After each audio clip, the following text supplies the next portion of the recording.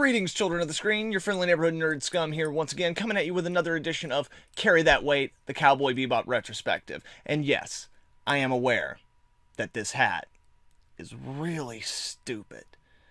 But you know, Cowboy Bebop, like, what you gonna do? Anyway, guys, before we get started, I need to take a moment to send a shout out to my little brother, Bobby. Today, the day this video comes out, is his birthday, and as he's the one who introduced me to Cowboy Bebop, it felt only fitting to dedicate this episode to him. So, happy birthday, little brother. I love you, and thanks for making this retrospective possible. So, guys, without any further ado, let's go ahead and jump into Session 1, Asteroid Blues. Okay, showtime.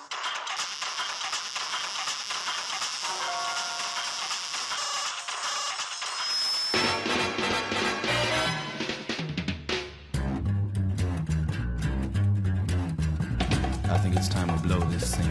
Get everybody in the stuff together. Okay, 3, 2, 1, let's jam.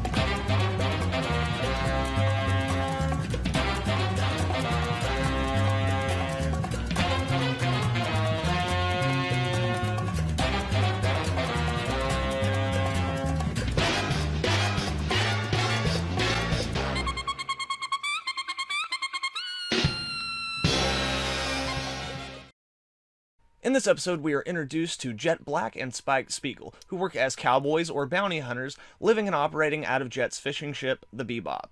Now, we don't get told a whole lot about these characters from the beginning, but through their character introductions, we actually learn quite a bit.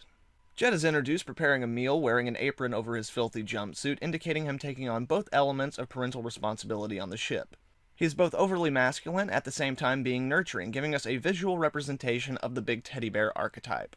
Spike is introduced practicing Jeet Kune Do, the amalgamation style developed by Bruce Lee, in a darkened room set against the observation window looking out into space. His physical surroundings positioning him as someone in the dark, looking out as if searching for something. These character introductions are fantastic because they not only establish their baseline archetype, but also indicate the contradictions inherent to the characters. And then we're treated to this little moment right here. Listen, Jet. This guy's a major player in the syndicate, operates all around the asteroids. You said bell peppers and beef. His name's Asimov Solensen. Are you listening to me? There's no beef in here. So you wouldn't really call it bell peppers and beef, now would you?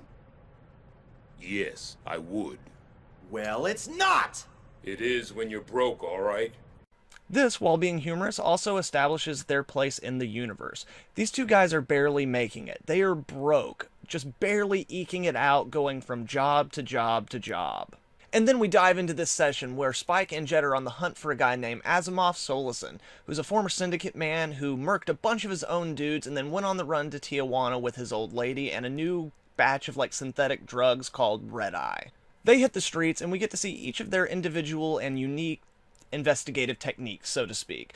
We see Jet go to all of his old law enforcement contacts, while Spike goes to see an old shaman who directs him to the north side of town.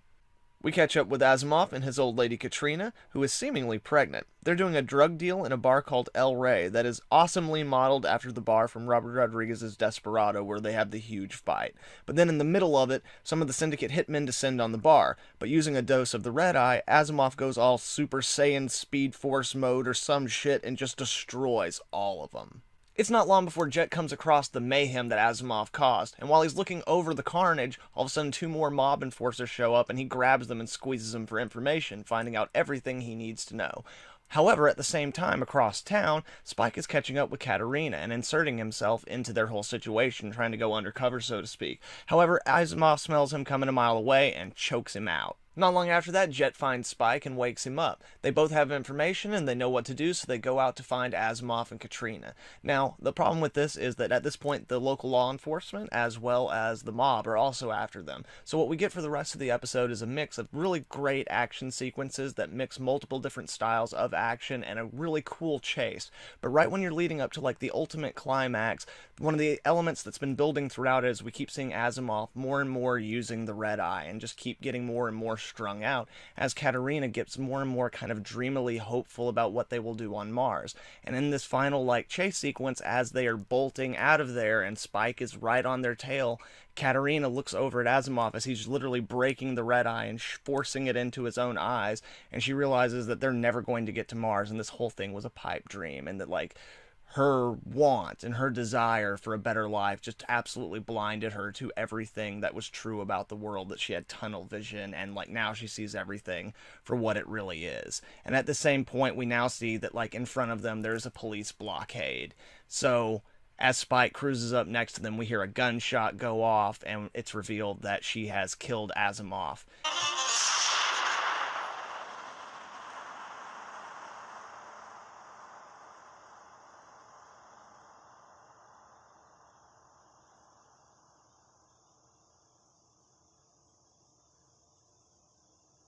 Adios.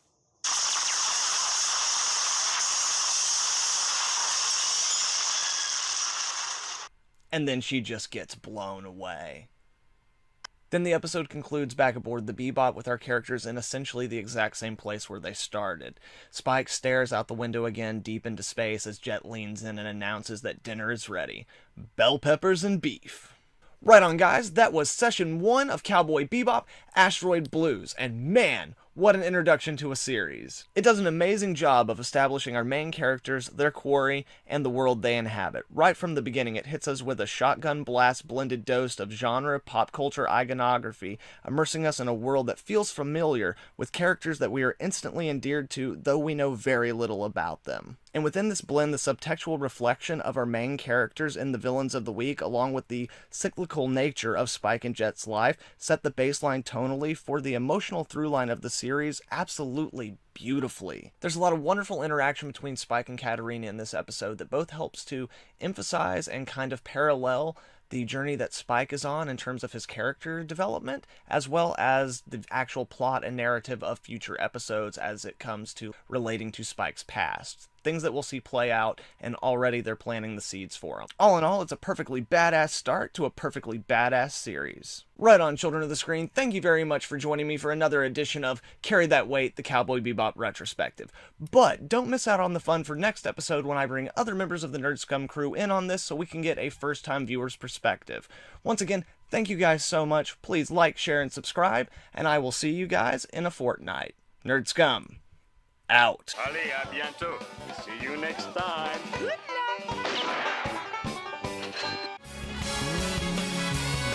The real far blues. 本当の悲しみが知りたいだけ。泥の川に使う